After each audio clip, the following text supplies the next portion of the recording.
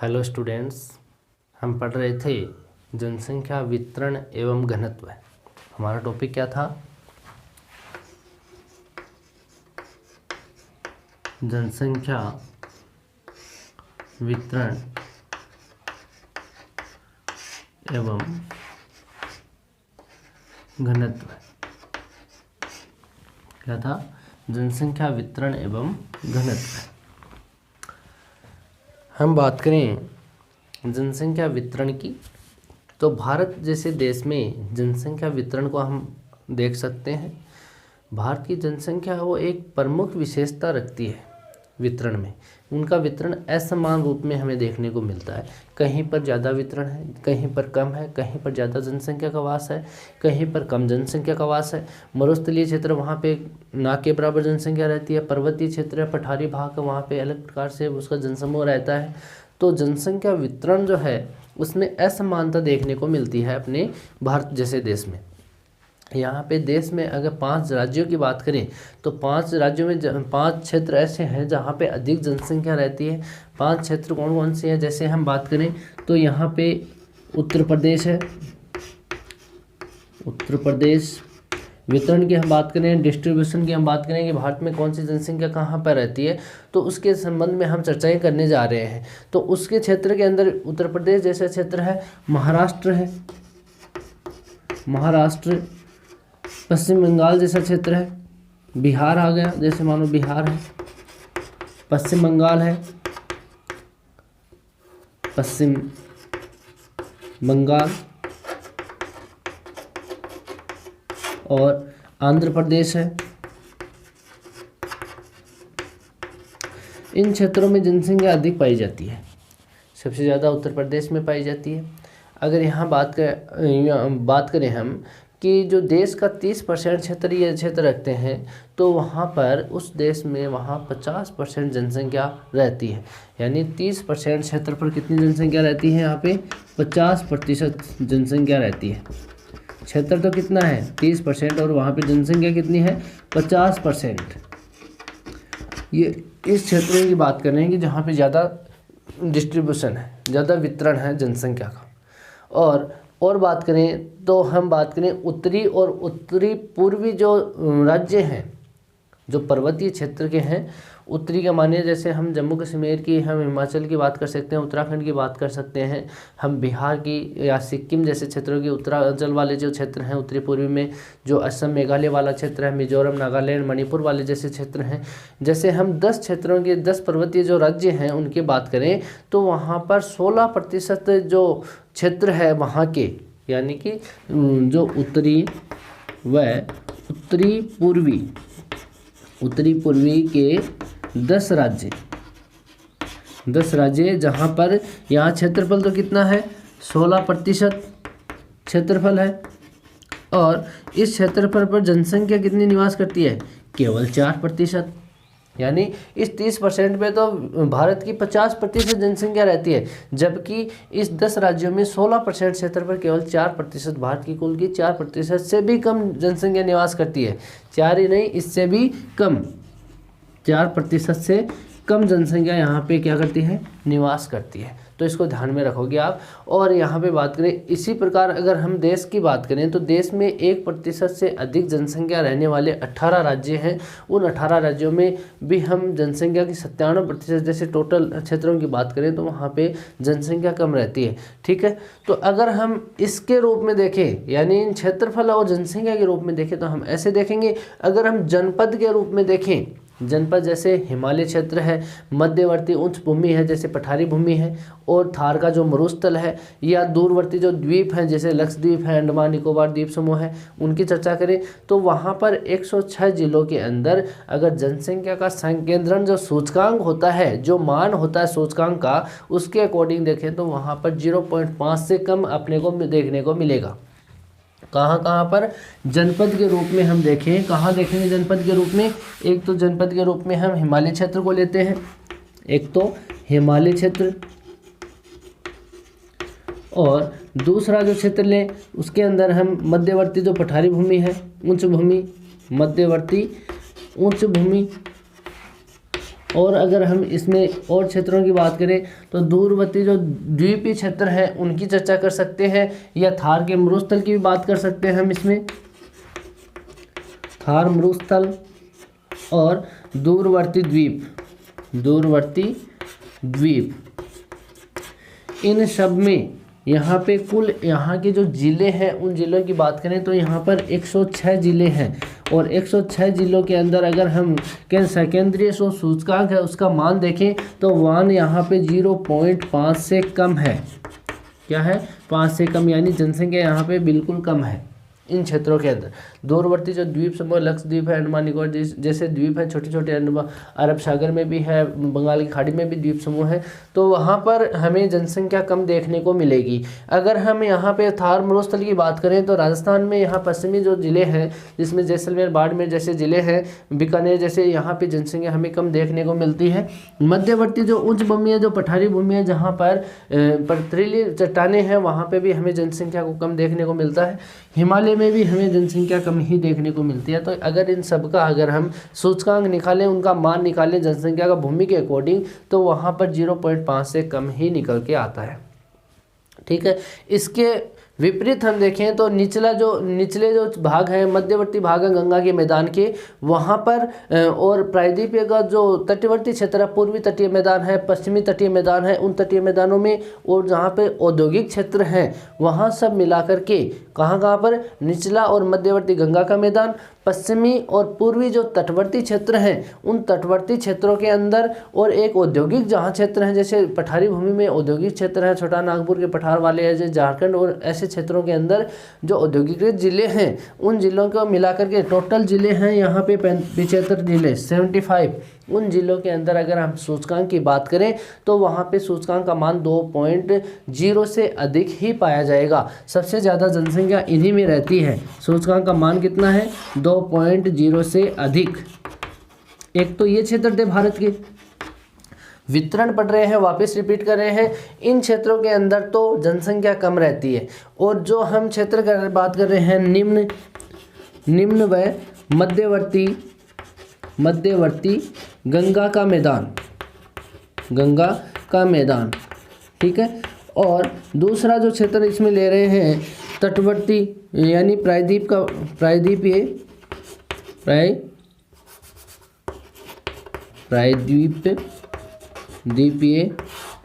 तटीय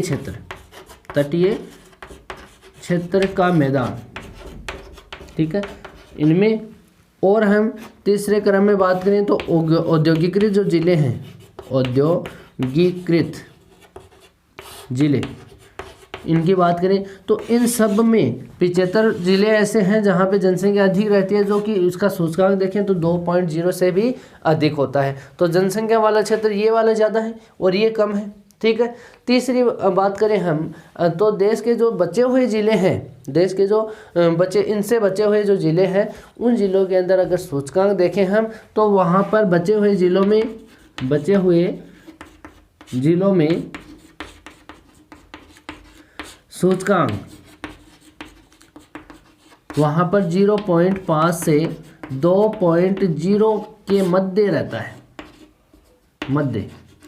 ठीक है। तो इसका सूचकांक कितना रहेगा? 0.5 से 2.0 के मध्य रहता है। समझ गए बात? तो अब हम बात करें तो जैसे पश्चिम बंगाल है, पश्चिम बंगाल का 24 परगना एक जिला है। कौन सा है? 24 परगना। यहाँ पे पश्चिम बंगाल का 24 परगना कौन सा जिला है? 24 परगना। इसके अंदर अगर हम सूचकांक को देखें, सेकेंद्रीय सूचकांक को देखें तो यहाँ पे भारत का सबसे ज़्यादा सूचकांक है 6.33, ठीक है। अगर हम न्यूनतम में देखें तो पुदुचेरी है, पुदुचेरी जिसको पांडिचेरी कहते हैं, अब नाम पुदुचेरी हो गया है इसका। तो पुदुचेरी का येनाम जो जिला है, कहाँ पर? येनाम। इस येनाम जिला का अगर सूचकांक देखें तो 0.006 यहाँ का सूचकांक है, ठीक है। तो भारत का सबसे न्यूनतम जो सूचकांक है वो यहाँ पे पुदुचेरी का येनाम में 0.006 यहाँ पे, ठीक है। तो यहाँ पे हम देख सकते हैं ये तो हो गया इसका जनसंख्या वितरण, ठीक है। वितरण में हमने क्या बात की? वितरण में हमने हिमालय क्षेत्र वाले मध्यवर्ती क्षेत्र, थार मरुस्थल, दूरवर्ती द्वीप है, यहाँ पे जनसंख्या कम रहती है, ठीक है। जो निम्न मध्यवर्ती गंगा का मैदान है, प्रायद्वीपीय तटीय क्षेत्र है और जो औद्योगिक क्षेत्र है वहाँ पे जनसंख्या ज़्यादा निवास करती है। और हम बात करें तो बचे हुए क्षेत्रों में भी हम जनसंख्या खूब है। और 24 परगना पश्चिम बंगाल का सबसे ज़्यादा जनसंख्या रखने वाला क्षेत्र है और यहाँ पे पुदुचेरी है, वहाँ पे इसका सूचकांक सबसे कम होता है। तो ये तो हो गया जनसंख्या का वितरण भारत के संबंध में। ठीक है, इसके बाद हम बात करेंगे जनसंख्या घनत्व की। किसकी बात करेंगे? जनसंख्या घनत्व की। घनत्व को हम क्यों पढ़ते हैं, इसकी हमें यहाँ जरूरत हो गई कि डेंसिटी को पढ़ा जाए, क्योंकि वो हमें अलग अलग प्रकार से ये प्रदर्शित करती है कि विभिन्न रूप होते हैं उसके। तो उसका आंकलन इसलिए किया जाता है कि जो निष्कर्ष हमें प्राप्त हो जनसंख्या के बारे में वो कैसे प्राप्त होगा कि कौन सी जनसंख्या कहाँ पर है, कितना वो उसके ऊपर आत्मनिर्भर है, कितना वो उसको सहनशील कर सकती है जनसंख्या को, वो भूमि, वहाँ के क्षेत्र, वहाँ की कृषि। तो उसके लिए हमें जनसंख्या के घनत्व को, डेंसिटी को प्रदर्शित करना पड़ता है। यानी वितरण तो हमने कर लिया कि कौन से क्षेत्र में इतनी जनसंख्या है, कौन से क्षेत्र में उतनी जनसंख्या है, लेकिन हमें घनत्व के बारे में भी जानना होगा कि वहाँ की अगर कृषि भूमि है तो उस कृषि भूमि में कितना जनसंख्या का दबाव है कि वो कृषि भूमि से अपना पेट भर सके। तो उसके लिए हमें घनत्व को हम जानना ही जरूरी हो गया है, पढ़ना जरूरी हो गया है उसको। तो उसके लिए हमें डेंसिटी की बात करें तो यहाँ पे 4 प्रकार से हम जनसंख्या घनत्व को पढ़ते हैं, यानी पॉपुलेशन डेंसिटी को 4 तरीके से पढ़ते हैं। एक तो सामान्य रूप में पढ़ते हैं हम, एक तो किस में पढ़ते हैं? सामान्य रूप में, और एक हम पढ़ते हैं यहाँ पे कृषि के रूप में, और एक पढ़ते हैं कायिक रूप में, और एक पढ़ेंगे हम पोषण के रूप में। 4 तरीके से हम पढ़ते हैं। कृषि के घनत्व को हम कितने तरीके से पढ़ते हैं? 4 तरीकों से पढ़ते हैं। पहला जो तरीका है वो यहाँ पे सामान्य रूप में है, वो अंक गणितीय जनसंख्या घनत्व है। अंक गणितीय जन घनत्व है, या घनत्व बोल सकते हो। क्या बोलते हैं इसको? Arithmetic मेटिकल density.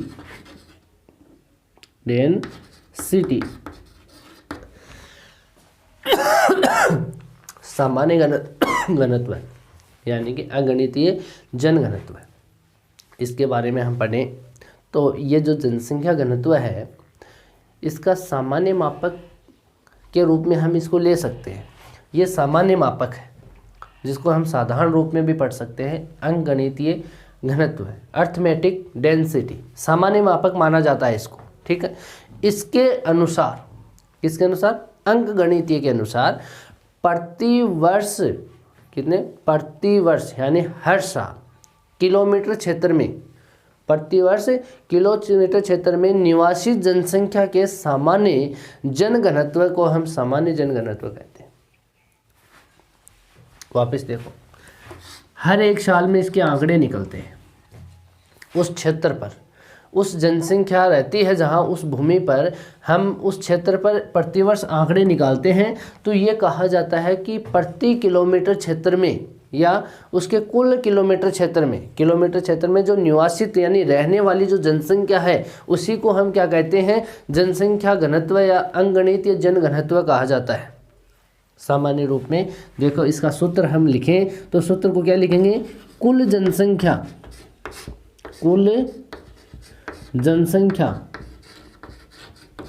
को विभाजित करते हैं यहाँ पे कुल क्षेत्रफल पर। कुल क्षेत्रफल, इसका सामान्य सूत्र है कुल जनसंख्या बटे कुल क्षेत्रफल, यानी उस पूरी भूमि के अंदर कितनी जनसंख्या है। सामान्य रूप में हम बताएं, आपका कोई गांव है, आपका गांव का यहाँ पे हम बात करें तो गांव है इतना बड़ा और इसका कुल क्षेत्रफल है यहाँ पे 500 वर्ग किलोमीटर। आपके गांव का कितना है? 500 वर्ग किलोमीटर है। तो ये कहते हैं कि इस गांव के अंदर यहाँ पे जनसंख्या 50,000 रहती है। कितनी रहती है? 50,000। समझ के बाद, या 5,000 रहती है। ये कह लो कि 5,000 यहाँ पे जनसंख्या है। कितनी है? 5,000 जनसंख्या है। ये बात आपको समझ में आ गई होगी। आपका गांव है, ठीक है। उस गांव का कुल क्षेत्रफल है, वो क्षेत्रफल है 500 वर्ग किलोमीटर, ठीक है। यहाँ पे उस गांव में जनसंख्या रहती है 5000 जनसंख्या रहती है, 5000 लोग हैं। यहाँ पे इस सूत्र में रखना आपको 5000 लोग, और यहाँ पे जो आपका क्षेत्रफल था कुल वो है 500। इसको हम विभाजित करेंगे तो यहाँ पे आपका आंसर आएगा 10, और ये 10 क्या है, जनसंख्या, अंगणितीय जनघनत्व है। यानी 1 किलोमीटर पर 10 लोग रहते हैं। 1 वर्ग किलोमीटर पर कितना दबाव है, 10 व्यक्तियों का दबाव है। ये क्या बताता है कि 1 वर्ग किलोमीटर आपका क्षेत्र आया, वहाँ पर 10 लोग रहते हैं। कितने लोग रहते हैं, 10 लोग रहते हैं। ये प्रदर्शित करता है अंकगणितीय घनत्व, अर्थमेटिक डेंसिटी।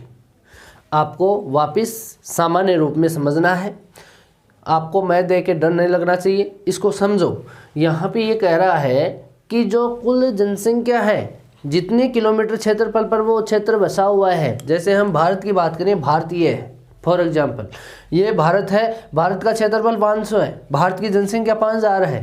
तो अब बताओ कि भारत का 1 वर्ग किलोमीटर में क्षेत्र में कितने व्यक्ति हैं, तो एक में कितने होंगे, 10 व्यक्ति हैं। यानी एक एरिया है 1 वर्ग किलोमीटर पर, उस पर 10 व्यक्तियों का दबाव है, वहाँ पे 10 व्यक्ति रहते हैं, तो उसको सामान्य घनत्व कहते हैं या अंकगणितीय जनघनत्व कहा जाता है, ठीक है। इसका हम सामान्य अर्थ कहें तो हम यूँ कह सकते हैं कि इसके माध्यम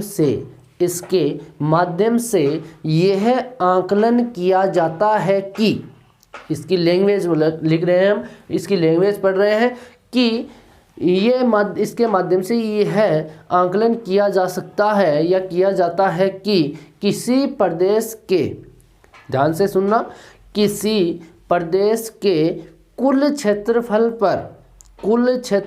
पर कितनी जनसंख्या का भार है, कितना जनसंख्या यानी वेट, भार, कितनी जनसंख्या का भार है। तो इसको हम सामान्य अर्थ में यूँ कह सकते हैं, ठीक है। हम इसको एक लाइन में लिख सकते हैं, आपको ये लिखना है, ठीक है।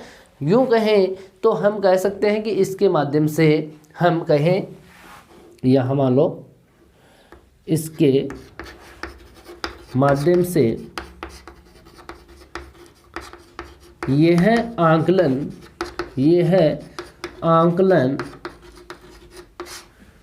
किया जाता है कि किसी प्रदेश के कुल क्षेत्रफल पर कितनी जनसंख्या का भार है, कितनी जनसंख्या का भार है, वजन, ठीक है।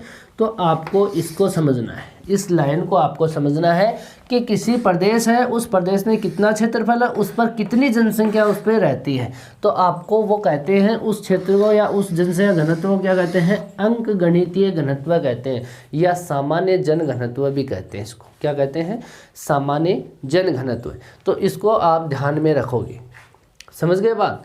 ये तो हो गया आपका ये वाला अंगणितीय जन घनत्व का, ठीक है। दूसरा लेते हैं हम कायिक घनत्व। कौन सा लेते हैं, कायिक, फिजियोलॉजिकल डेंसिटी, कायिक घनत्व। ये भी सिंपल सा है, इसको भी समझ लेना। दूसरा है अपना कायिक घनत्व, फिजियोलॉजिकल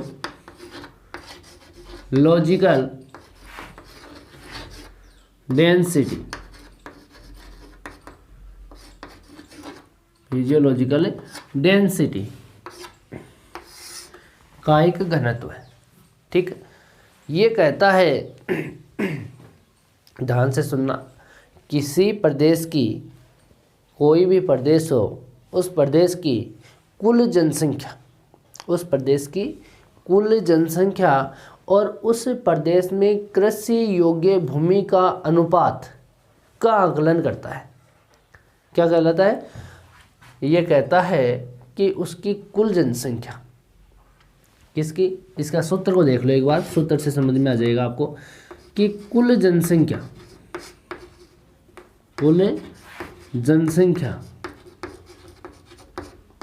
और उस प्रदेश की जो क्षेत्र की कुल कृषि योग्य जो क्षेत्र है, तो यूँ मान सकते हैं इसकी प्रदेश की कुल जनसंख्या बटे प्रदेश की कुल कृषि योग्य भूमि।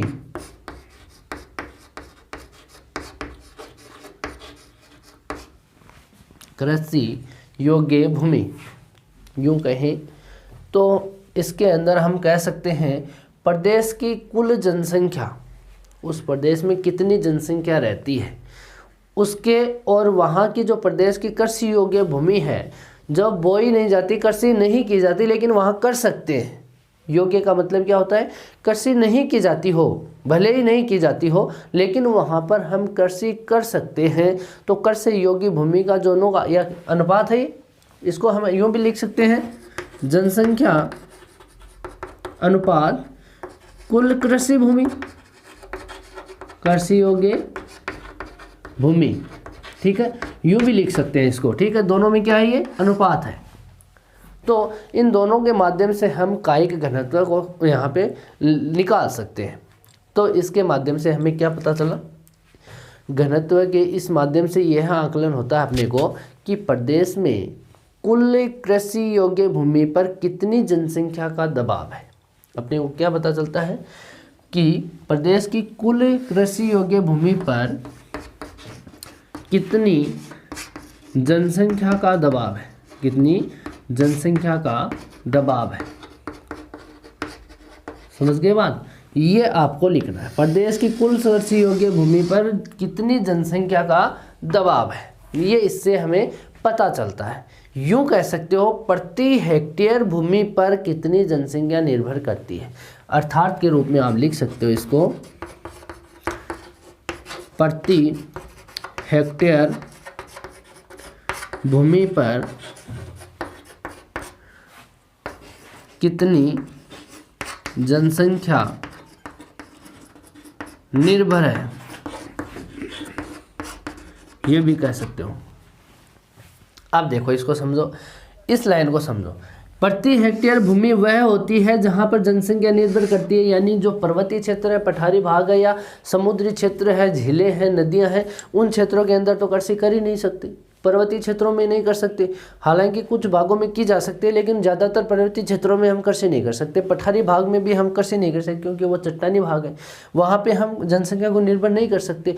तो वहाँ पर जो कृषि योग्य जो भूमि होती है, उस भूमि पर जो जनसंख्या निर्भर रहती है, उनको हम कहते हैं प्रति हेक्टेयर वो भूमि जहाँ कृषि योग्य भूमि हो, वह है भूमि जिस पर जनसंख्या क्या हो, निर्भर हो। यूँ कह सकते हो प्रदेश की कुल कृषि योग्य भूमि पर कितनी जनसंख्या का दबाव है।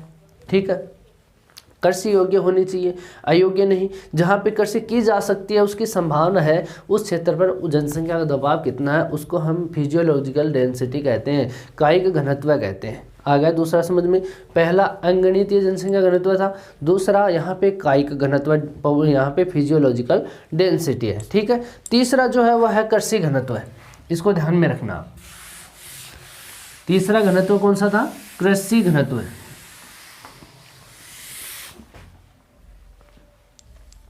तीसरा है कृषि घनत्व है या एग्रीकल्चर डेंसिटी। ठीक है, कृषि घनत्व या एग्रीकल्चर डेंसिटी है। इसके अंदर हम पढ़ते हैं कि किसी प्रदेश में अगर हम बात करें कृषि कार्य में संलग्न जो जनसंख्या है और उस प्रदेश की कृषि योग्य भूमि है, इन दोनों के मध्य क्या संबंध है, कैसा आकलन है, कैसा अनुपात है इनके दोनों में, तो उसको हम कृषि घनत्व कहते हैं। इसका एक सूत्र देख लेते हैं। यहाँ पे कृषि में संलग्न जनसंख्या बटे उस प्रदेश की कृषि योग्य भूमि, कृषि योग्य भूमि। इस जनसंख्या को आप किसान भी बोल सकते हो, जो खेतों में कृषि करते हैं उन लोगों को हम यहाँ पे ले रहे हैं। कृषि में संलग्न जितनी भी जनसंख्या है उसको हम यहाँ पे लिख रहे हैं, ठीक है। तो उस प्रदेश में जो कृषि में जो जितने भी लोग काम करते हैं उसमें शामिल हैं, उनके अनुपात में हम किसको पढ़ते हैं कि वहाँ पे कितनी कृषि योग्य भूमि है, उसके अनुपात के रूप में हम इसका आकलन करते हैं कृषि घनत्व का, ठीक है। तो इसका सूत्र क्या हो गया, कृषि में संलग्न जनसंख्या बटे उस प्रदेश की कृषि योग्य भूमि। तो उसके अंदर क्या है, अर्थात यूँ कह सकते हैं कि इस प्रकार के घनत्व से हमें क्या आकलन होता है, तो आकलन होता है कि किसी प्रदेश में कृषि योग्य भूमि पर, कृषि योग्य भूमि पर पड़ने वाले कृषि में संलग्न जनसंख्या के दबाव का आकलन किया जाता है। वापस रिपीट कर रहा हूँ, इस प्रकार की जो घनत्व है इससे हमें, यानी कृषि घनत्व है, इससे हमें क्या आकलन होता है कि किसी प्रदेश में कृषि योग्य भूमि पर पड़ने वाले कृषि में संलग्न जनसंख्या के दबाव का आकलन किया जाता है। अर्थात यूँ भी कह सकते हैं कि किसी प्रदेश में कृषकों हेतु, कृषक किसको कहते हैं, किसान को, या कृषि करने वाले को कृषक बोलते हैं, ठीक है। तो किसी प्रदेश में कृषकों हेतु उपलब्ध कृषि योग्य भूमि का आकलन किस घनत्व के माध्यम से होता है, तो वो कौन सा है, कृषि घनत्व के माध्यम से होता है। यानी कृषकों हेतु उपलब्ध कृषि योग्य भूमि का आकलन कृषि घनत्व के माध्यम से होता है, यूँ कह सकते हैं। वापस रिपीट करूँ, एक बार वापस रिपीट कर रहा हूँ, किसी प्रदेश में कृषकों हेतु उपलब्ध कृषि योग्य भूमि का आकलन किसके माध्यम से, कृषकों हेतु, कृषक के माध्यम से, दोनों का आकलन जो किया जाता है उसको हम कृषि घनत्व या एग्रीकल्चर डेंसिटी कहते हैं, ठीक है। चौथा जो प्रकार है वो है पोषण घनत्व, म्यूटेशन डेंसिटी। चौथा कौन सा है, पोषण घनत्व, म्यूटेशन डेंसिटी। इस पोषण घनत्व के माध्यम से हमें कुल जनसंख्या और उसके जो खाद्यान्न के अंतर्गत जो कृषि भूमि आती है उसके अनुपात का आकलन किया जाता है। यूँ कह सकते हैं कि किसी राष्ट्र या प्रदेश की कुल जनसंख्या जो है, किसी राष्ट्र या प्रदेश की कुल जो जनसंख्या है, उस जनसंख्या तथा उनके लिए उपलब्ध जो खाद्यान्न है, उस खाद्यान्न में जो भी सामग्री आ रही है या कुछ उस क्षेत्र के कृषि के अंतर्गत जो क्षेत्र आ रहा है उसको हम पोषण घनत्व का विश्लेषण करते हैं, या पोषण घनत्व का हम जिक्र करते हैं कि पोषण घनत्व वहाँ पर काम आता है। जैसे मानो इस किसी प्रदेश की कुल जनसंख्या और उस प्रदेश की खाद्यान्न अंतर्गत कृषि क्षेत्र के अनुपात में हम उसको पोषण घनत्व के रूप में मानते हैं। यानी यूँ कह सकते हैं पोषण घनत्व का हम सूत्र देखें तो कुल जनसंख्या होगा यहाँ पे, कुल जनसंख्या, और इसको विभाजित किससे करेंगे, खाद्यान्न अंतर्गत कृषि भूमि। अब खाद्यान्न के बारे में आपको पता होगा कौन कौन सी फसलें आती हैं। जैसे कपास लो तो कपास कभी खाद्यान्न में नहीं आती है, ठीक है। तो इसको ध्यान में रखना, खाद्यान्न के अंतर्गत जो भी फसलें आती है खाने के काम में आती है, जो अनाज के रूप में फसलें हम काम में लेते हैं उसको खाद्यान्न के रूप में, फसलों के रूप में कह सकते हैं। तो जितनी जनसंख्या है वो उस खाद्यान्न के अंतर्गत कृषि भूमि कितनी है उसके ऊपर डिपेंड करता है। अगर हम पोषण के माध्यम से यह देखें कि अगर उस प्रदेश की पोषण सामग्री के संदर्भ में कितना वो देश उसके ऊपर आत्मनिर्भर है, यानी पोषण के ऊपर वो देश अपने आप में कितना आत्मनिर्भर होगा, उसके लिए हम इस सूत्र का यूज करते हैं। अगर हम किसी देश के बारे में जानना है कि वो देश पोषण के रूप में अपने आप में कितना आत्मनिर्भर है, तो हम क्या कहेंगे कि उसका पोषण घनत्व निकाला जाए, म्यूटेशन डेंसिटी उसकी क्या है, ठीक है, उसके अकॉर्डिंग उसकी आत्मनिर्भरता पहचान ली जाती है। तो यहाँ पर यदि अगर पोषण घनत्व उच्च होगा उच्च होता है तो वो देश है, उस देश की आत्मनिर्भरता यहाँ पे कम मानी जाती है। यानी हम कहें कि इस सूत्र के माध्यम से अगर यहाँ पे आंसर इसका अधिक आएगा, इसका आंसर अधिक आएगा तो यहाँ पे इसकी आत्मनिर्भरता कम होगी, उस देश की आत्मनिर्भरता क्या होगी, कम होगी। अगर ये कम आएगा तो आत्मनिर्भरता बढ़ेगी। समझ गए बात। यहाँ पे ये अधिक होगा, जैसे मानो यहाँ पे 1000 जनसंख्या है, समझ गए बात, और ये कितना है, खाद्यान्न अंतर्गत कृषि भूमि कितनी है, जैसे मानो 10 हेक्टेयर है तो एक के हिस्से में कितना आया, 100 आया, यानी 1 हेक्टेयर पे कितने आदमी हैं, 100 आदमी है। ठीक है, अगर यही बात 1000 जनसंख्या होती, कृषि योग्य भूमि या पोषण जो है उसके पास खाद्यान्न है, जो खाद्यान्न अंतर्गत भूमि है, अगर यहाँ पे 100 हेक्टेयर होती तो अब एक हिस्से में कितना आ रहा है, 10, यानी 1 हेक्टेयर पर कितने व्यक्ति हैं, 10 है। तो इसकी आत्मनिर्भरता बढ़ी या घटी, बढ़ेगी ना। आंसर कम आएगा तो आत्मनिर्भरता बढ़ेगी, आंसर ज़्यादा आएगा तो आत्मनिर्भरता घटेगी। तो इसको आप ध्यान में रखोगे। तो ये आपका पोषण घनत्व है। तो यहाँ पे हमने क्या पढ़ा, जनसंख्या से संबंधित घनत्व को। ठीक है, तो अब हमने क्या क्या पढ़ लिया, जनसंख्या वितरण भी पढ़ लिया और जनसंख्या घनत्व भी देख लिया। आज के लिए इतना ही, थैंक यू।